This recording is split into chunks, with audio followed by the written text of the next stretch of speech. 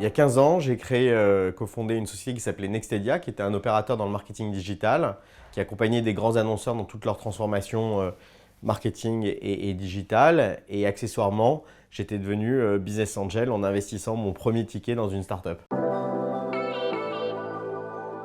Le fait le plus marquant des 15 dernières années, c'est avoir eu l'opportunité et la chance finalement de rentrer dans une industrie qui a été en pleine mutation.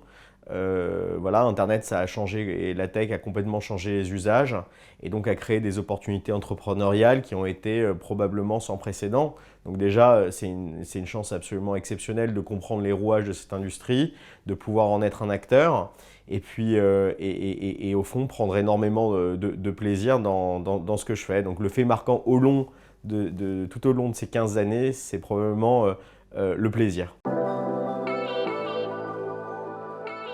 Je crois que l'événement le plus marquant, pas forcément au sens positif d'ailleurs, on va dire, la conjoncture et tout ce qui se passe au niveau géopolitique, et notamment le Brexit, de là où on a été élevé dans une génération qui pensait Europe.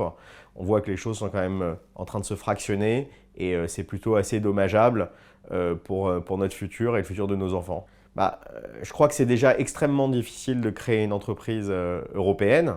Si en plus les différents marchés sont adressés politiquement de manière différente et sans unité, notamment face à des États qui sont les premiers États du monde, à savoir les US et la Chine et l'Inde, je pense que oui, ça sera un problème.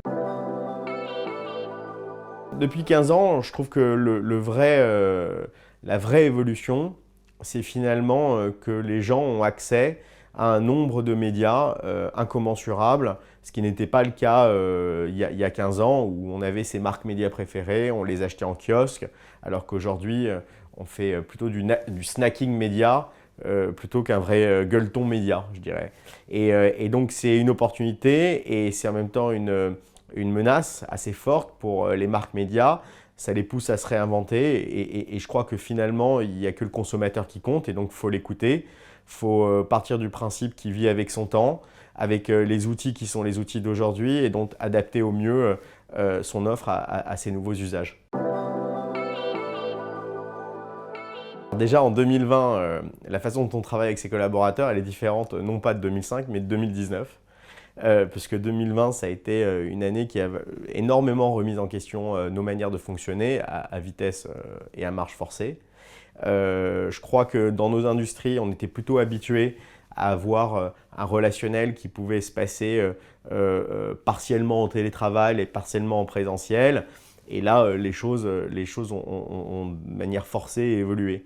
Moi, je prône énormément l'intelligence collective. Je pense que l'intelligence collective, elle ne passe pas à travers tous les Teams, les Zoom ou les Google Hangouts. Et donc, c'est extrêmement important de continuer à se retrouver entre nous avec des moments de convivialité, des moments où on voit le body language d'une personne qu'on a en face de toi et on arrive à palper des émotions qui sont extrêmement importantes dans le quotidien des affaires et le quotidien tout court. Notre communication, forcément, elle a énormément évolué puisqu'on peut être chacun acteur d'une part de sa communication. On n'a pas besoin de déployer des gros moyens pour être efficace et je crois que c'est vraiment ce qui a drastiquement changé, c'est qu'aujourd'hui, une entreprise a les moyens à travers les réseaux sociaux, que ce soit une entreprise B2C ou une entreprise B2B, d'éclore du jour au lendemain, d'incarner sa marque, d'avoir un storytelling qui soit vraiment authentique et transparent. Et je crois que c'est une opportunité assez exceptionnelle pour tous les gens qui se réveillent un matin en disant je vais créer mon entreprise et je vais pouvoir communiquer sur ce que je fais. Donc voilà, donc je crois que l'opportunité, elle a jamais été aussi importante en termes de communication externe et en même temps la concurrence a jamais été aussi importante qu'aujourd'hui. Alors, les Français, je ne sais pas s'ils sont mieux informés, mais ils sont plus informés. Et je crois que c'est ce qu'il faut retenir de ce qui s'est passé entre 2005 et 2020, c'est que le nombre de marques médias qui sont consommées a explosé. Et vraiment, cette logique de picorer énormément d'informations, qui sont d'ailleurs, et c'est un problème qu'il faut adresser, plus ou moins réalistes, plus ou moins tiré par les cheveux, plus ou moins voilà, farfelu. Il y a un enjeu absolument très important dans les années à venir sur la véracité de l'information, puisque l'essor des réseaux sociaux a fait que cette information, qu'elle soit vraie ou qu'elle soit fausse, elle est accélérée et consommée de manière exponentielle. Donc je crois que c'est encore une fois une chance absolument exceptionnelle d'avoir accès et de donner accès à l'information. Mais je crois que ce n'est pas une question seulement de donner plus accès à l'information, mais aujourd'hui c'est une question de donner accès mieux à l'information. La data, c'est quelque chose d'absolument fondamental.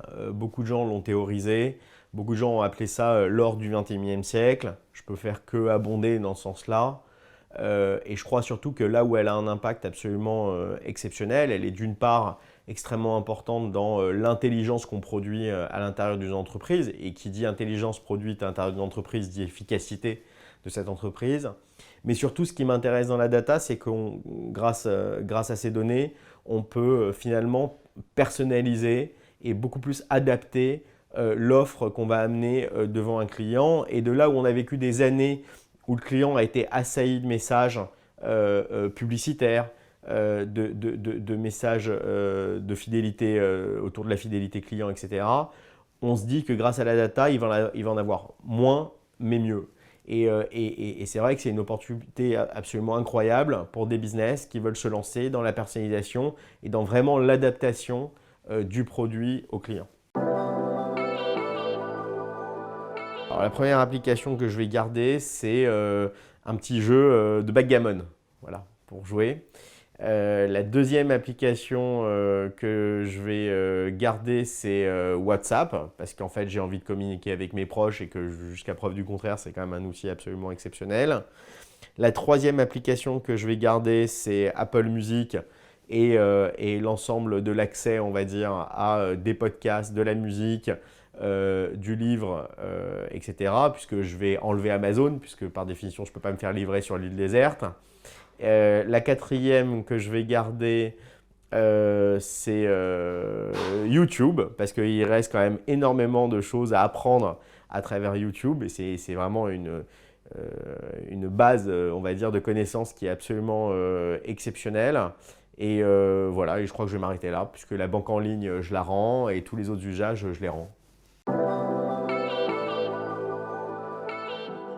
Heroix, pour moi, c'est d'abord une grande preuve de respect vis-à-vis de David et Anthony.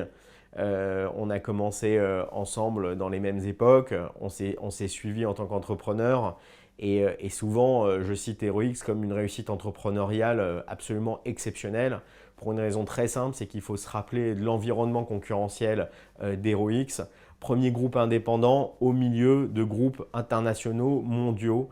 Et finalement, tout ça traduit ni plus ni moins que les valeurs de l'entrepreneuriat que je défends depuis que je suis entrepreneur, qui sont tout d'abord, et ça ne s'invente pas, des convictions fortes, une culture d'entreprise forte, une transparence dans la façon de manager son entreprise, une relation client absolument exceptionnelle où chaque euro qu'on dépense en médias chez Heroix est dépensé au fond comme si c'était son argent.